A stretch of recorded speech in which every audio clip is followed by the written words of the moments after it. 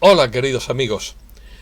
Aunque este canal no está especializado en economía, la trampa del endeudamiento en la que ha caído este planeta es lo suficientemente importante para darle cobertura, debido a que esta crisis puede provocar los acontecimientos que estamos esperando.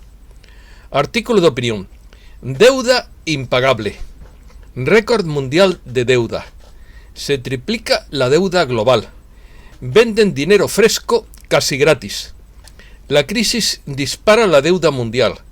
Alcanzó los 253 billones de dólares.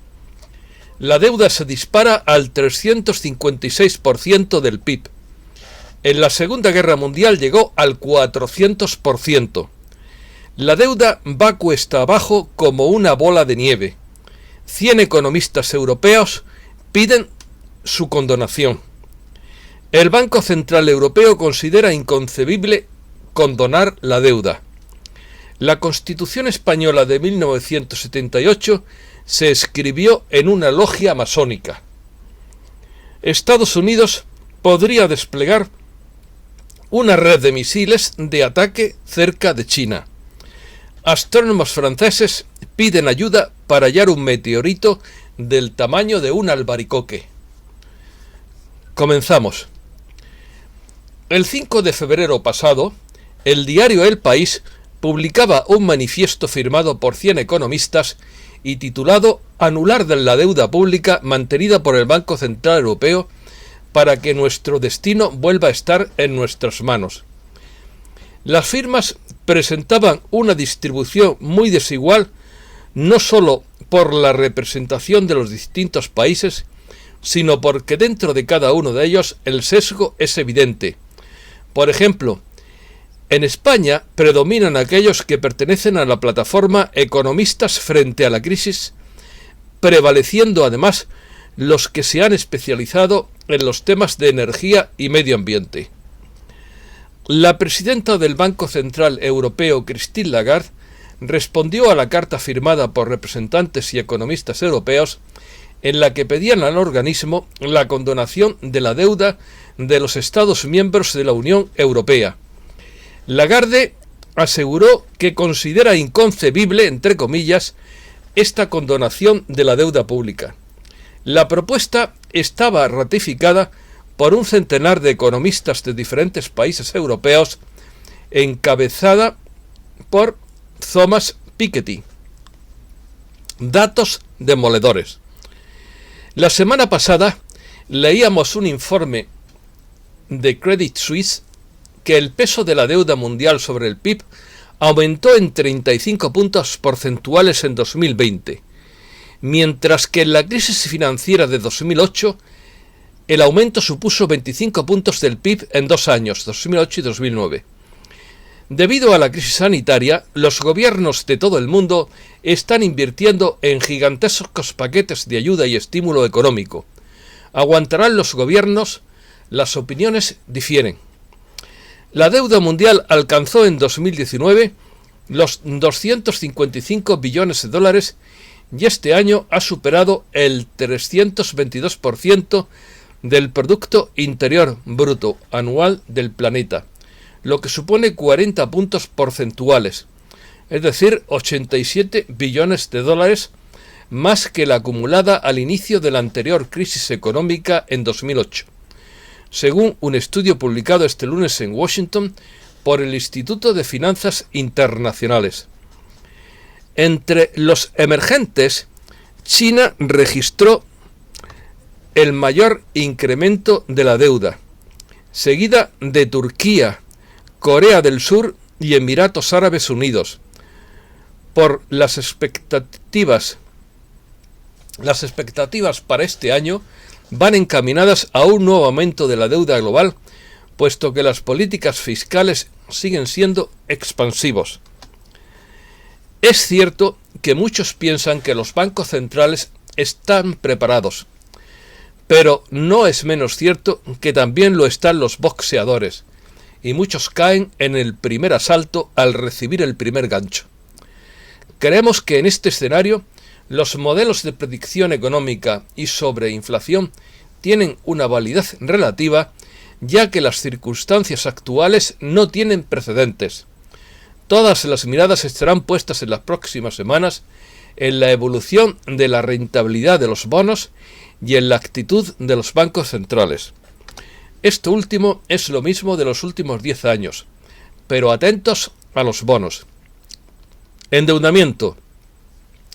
La crisis sanitaria ha disparado la deuda mundial y está teniendo durísimas consecuencias sobre la economía.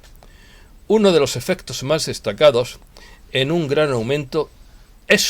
gran aumento del endeudamiento público y privado, que se ha triplicado con respecto, más que triplicado, quiero decir,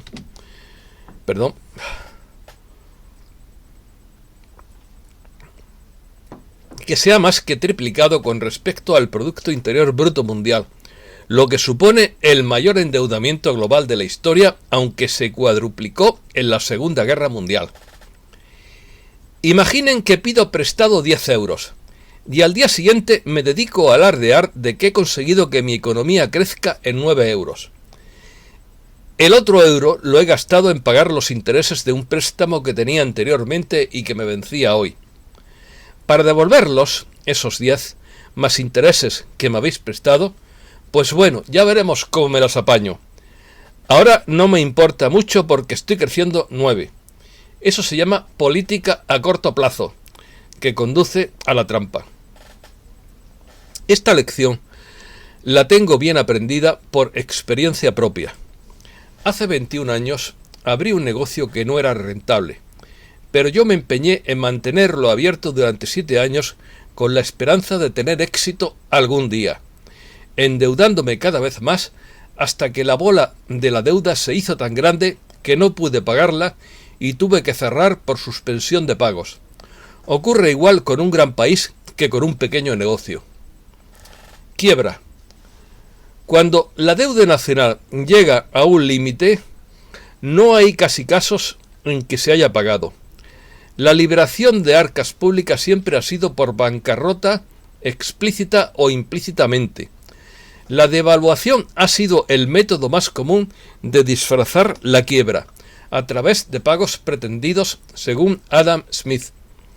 Los crecientes niveles de deuda pública a nivel mundial han alcanzado cifras nunca antes vistas durante tiempos de paz. El problema de la devaluación es que lo puedes hacer cuando tienes moneda propia, pero en el caso del euro, que no es una moneda nacional, sino supranacional, no hay posibilidad de devaluarlo para ajustar la situación, lo cual perjudica a las economías de los más débiles y beneficia a las economías de los más fuertes. Me refiero a los países. La tendencia creciente al endeudamiento se instaló a nivel mundial en los últimos años. Sin embargo, la irrupción de la crisis sanitaria desafió todas las expectativas. Entre varios récords, provocó el del mayor endeudamiento mundial de la historia, equivalente al 322% del Producto Bruto Mundial, como hemos dicho. Datos del Banco Mundial revelaron que el endeudamiento mundial alcanzó los 253 billones de dólares en 2020, número que equivale a 3 veces la generación de valor de la economía del planeta. Según un informe del Instituto de Finanzas Internacionales, que analiza un total de 61 países, la deuda mundial alcanzó un nuevo récord de 281 billones de dólares en 2020. Ya se dan cuenta que las cifras varían según la institución que realiza el cálculo, porque cada una tiene sus propios métodos de cálculo y eso hace que las cifras varíen. Como vemos, la economía no es una ciencia tan exacta como se cree. Supone un aumento de nada más menos que de 24 millones de dólares al alcanzar una ratio de 355% del PIB mundial, también una cifra nunca antes vista. Ya han visto el baile de cifras, que en la anterior era el 322%, sin embargo el Instituto Financiero Internacional dice que es el 355%. Da igual, da igual, quiero decir que lo importante no es la cifra exacta, sino la situación en la que estamos. Una bola cuesta abajo. La deuda es una herramienta de gestión que nos permite conseguir algo más rápido de lo que lo haríamos sin ella. El problema es cuando se vuelve incontrolable y la bola de deuda se hace cada vez más grande, como una bola de nieve que rueda cuesta abajo. El poco ingreso que reciben los estados para poder financiar la deuda viene cada vez menos de las clases o de los grupos económicos poderosos, y cada vez más de las clases medias, algo que tendría que modificarse a través de reformas estructurales.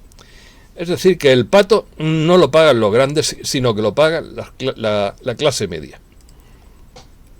La deuda pública o deuda soberana, aquella que tiene el Estado con los ciudadanos o países, se ha disparado en los últimos tiempos en un gran número de países y se ha convertido en uno de los principales motivos de preocupación en algunas de las economías más importantes del mundo. La deuda pública es la suma de las deudas que tiene un Estado y que puede expresarse como cuantía o como porcentaje sobre el PIB que debería gastar el país para pagar su deuda. Yo sé que el columnista César Vidal dice: en el último minuto la deuda pública española ha crecido no sé cuántos millones. Es decir, que esto es una sangría tremenda.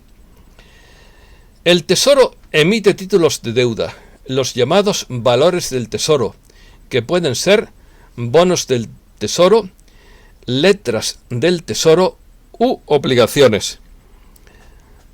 Y al ser adquirida por bancos particulares o el sector exterior, conforman la deuda pública o deuda del Estado.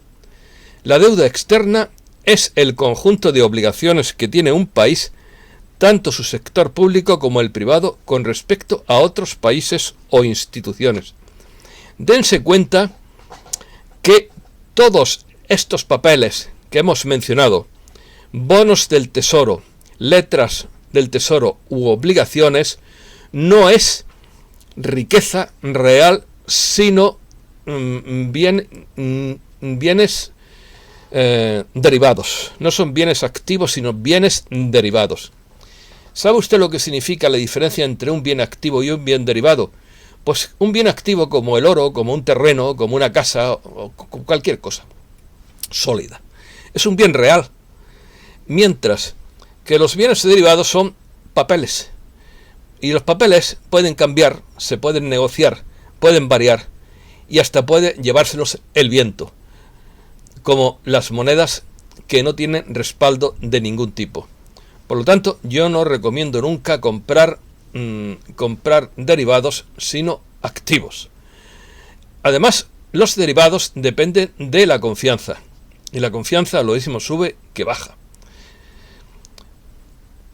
Que la deuda pública y privada está aumentando y aumentará es un hecho. Basta echar un vistazo a las previsiones del Instituto de Finanzas Internacionales, que anticipa que la deuda pública y privada aumentará de 255 a 325 millones de dólares para el año 2025. De hecho, en los países más desarrollados, la deuda pública se situará en el 130% del Producto Interior Bruto, y en Estados Unidos podría superar el 140% del PIB. Es aquí donde muchos pueden preguntarse si es posible subsistir con un nivel de deuda tan elevado. Y yo me hago una pregunta personalmente. Debido a la crisis, han cerrado muchísimos negocios, se han perdido muchos trabajos. ¿Qué pasará ahora cuando los bancos tengan que enfrentarse a una ola gigantesca de impagos? Esto va a ser la caraba. No cabe duda que se hacen necesarios grandes estímulos fiscales para poder regresar a la senda del crecimiento económico. Y es que sin crecimiento no hay prosperidad social ni económica. Más aún, si mediante estos estímulos se logra restablecer el crecimiento económico, podrán recuperarse los empleos destruidos y de ese modo los estados tendrán más ingresos con los que hacer frente a la deuda. Yo desconfío un poco de los estímulos, porque se prestan a todo tipo de corruptelas, de favorecer más a unos que a otros y de no ser equitativos, dependiendo de quién gobierne y dependiendo de toda la infraestructura de los que repartan el dinero. Sostenibilidad fiscal. Según David López Cavia, hay quienes defienden que la acumulación de deuda puede terminar siendo letal para la economía y entorpecer el crecimiento económico. No obstante, se han dado experiencias como las de Japón, con una deuda pública monstruosa que supera el 230% del PIB, y también Italia, que durante mucho tiempo han mantenido unos niveles de deuda pública que sobrepasan el 90% del PIB. Así pues, la clave para poder convivir con unos niveles de deuda pública tan elevados e insostenibles se encuentra en la llamada sostenibilidad fiscal, entre comillas. En otras palabras, se trata de poder hacer frente a los gastos fiscales con los suficientes ingresos fiscales sin incurrir en graves problemas de déficit que deriven en problemas de deuda pública. Pero claro, ingresos fiscales. ¿Este dinero dónde viene? Este dinero viene de la gente, de los ciudadanos. O sea, que son al final los ciudadanos los que pagan el pato. Y si tú gravas a los ciudadanos en tiempos de crisis, pues no arreglas la economía, lo que haces es hundirla más de lo que ya está. Sin embargo, se antoja complicado alcanzar este equilibrio o sostenibilidad. Hay que contener los daños causados a la economía, proteger a trabajadores y empresas y relanzar la economía hacia un sólido crecimiento. Pero claro, tú no puedes relanzar a una economía si la frías a impuestos. Es que esto es como el Ouroboros, es decir, la serpiente que se muerde la cola. Bueno, cambiamos de tercio. Noticias breves. ¿Se está quedando el mundo sin arena? Después del agua, la arena es la materia prima que el mundo consume en mayor cantidad. Toda nuestra sociedad está construida sobre este material.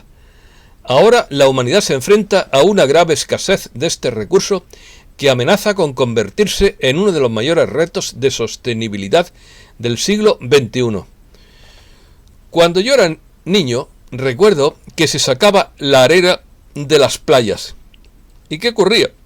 Pues que se cargaba la playa. Destruían la playa. Esto se acabó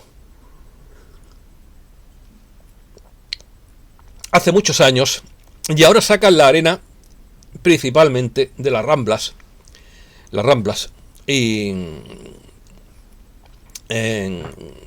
de la acumulación natural que se ha ido produciendo a través de miles de años. Pero bueno, esto también tiene un límite, no es infinito. La arena es la principal sustancia utilizada en la construcción de carreteras, puentes, trenes de alta velocidad e incluso proyectos relacionados con la regeneración de tierras. También es necesaria para las empresas que producen chips de silicio, ya que es uno de los ingredientes clave. Por supuesto que la arena es fundamental en la agricultura de invernadero, también. Cuando esta materia prima se une al cemento se convierte en hormigón o concreto. Cuando se mezcla con betún se transforma en asfalto. Y cuando se calienta pasa a ser vidrio. Sin arena no tendríamos autopistas, rascacielos ni trenes de alta velocidad. Estados Unidos podría desplegar una red de misiles de ataque de precisión cerca de China para reforzar la disuasión convencional. Los misiles forman parte de un plan de inversión que el Comando Indo-Pacífico de Estados Unidos ha presentado al Congreso y que suponen un gasto de 27.400 millones de dólares en esta región durante los próximos 6 años. Esto es preocupante ya que aumenta las tensiones internacionales y amenazan la paz mundial. Estados Unidos y China pasan de la guerra arancelaria a la guerra tecnológica. La tecnología es uno de los principales temas que China está debatiendo en su Congreso Nacional de esta semana. El gobierno considera que el sector es fundamental para su impulso de modernización y autosuficiencia durante la próxima década y media.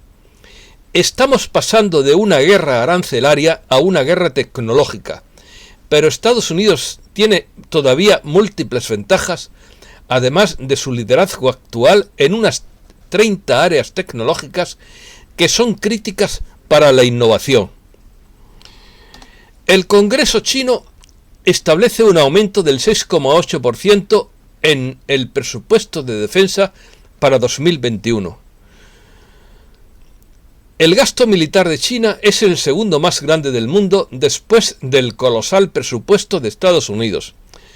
Pero en contraste con los objetivos de Washington de proyectar el poder mundial y participar en múltiples conflictos a la vez, el llamado Ejército Popular de Liberación ha definido su papel como fundamentalmente defensivo.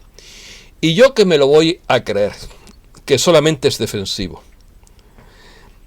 Extraños retumbos sísmicos en Utah.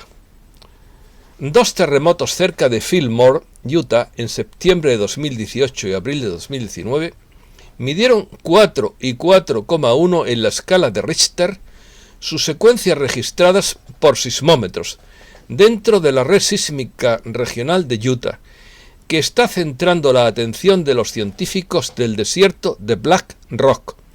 Escondido debajo de las extensas zonas áridas de Utah, se encuentra un complejo volcánico que se ha revelado que es mucho más activo de lo que parece según los científicos, aunque puede ser que tenga otra explicación que todos ustedes saben a qué me refiero y de lo que no se puede hablar demasiado.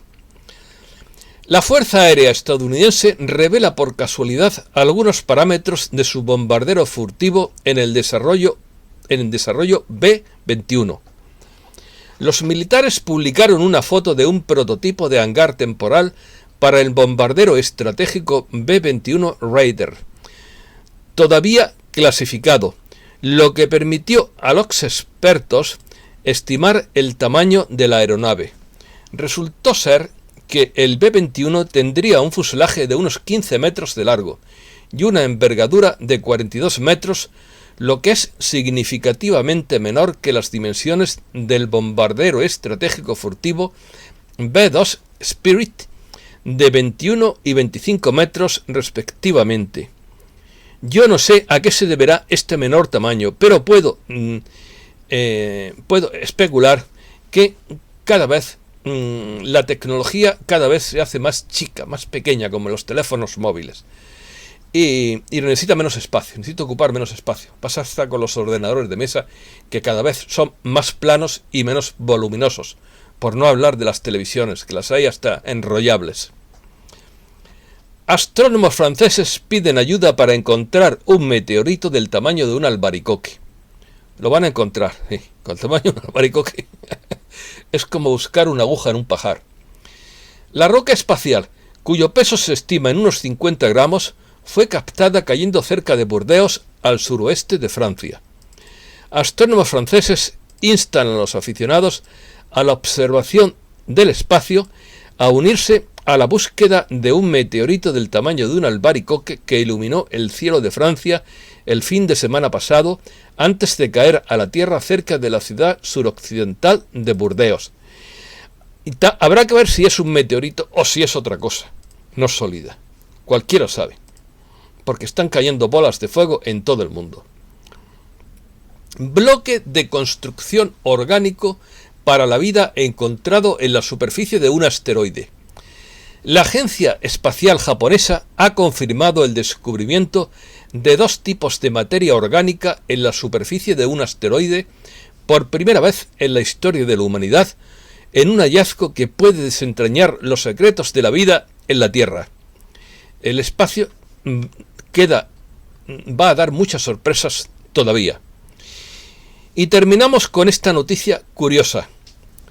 La Constitución española de 1978 se escribió en una logia masónica. Esto no es ni bueno ni malo, simplemente es lo que pasó.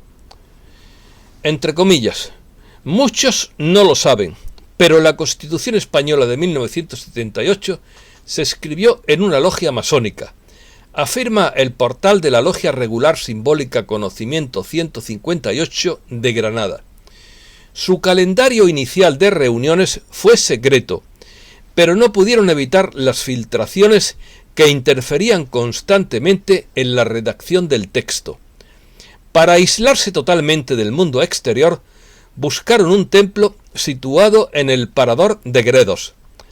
La masonería es un tentáculo de la aristocracia europea con epicentro en Londres, que según el análisis documental de historiadores revisionista, funciona como una organización secreta de naturaleza conspirativa cuya tarea principal es lograr la influencia política y el dominio de las fuerzas que operan entre bambalinas para instaurar un orden mundial totalitario. Bueno, pues esta es todo y solamente falta dar mi opinión. La Constitución española tiene muchos puntos positivos en lo que respecta a derechos humanos, pero es más, primero, que no se cumple, y lo segundo es que no tienen vínculos para que se cumpla. Por ejemplo, todo español tiene derecho al trabajo y una vivienda. Eso es una declaración de buenas intenciones, pero no tiene instrumentos legales para que se cumpla este principio. Y así podríamos hablar de otros muchos principios. De todas maneras, hay gente que es partidario de cambiar la Constitución en un sentido o en otro sentido. ¿Y saben lo que yo opino? Que da igual que la cambien, porque de todas maneras no la van a cumplir. ¿Qué es lo que está pasando ahora? Me conformaría simplemente con que se cumpliera. Pero el problema es que no se cumple. Se la saltan a la torera y sobre todo con la restricción de derechos. La restricción de derechos que está produciendo últimamente son claramente anticonstitucionales. O sea, que de qué sirve que exista un texto si no lo cumple. Un texto que supuestamente protege los derechos individuales del ciudadano, que es lo principal que de cualquier constitución, defender tu libertad y la mía, pero no lo hacen por intereses. Muchísimas gracias, amigos.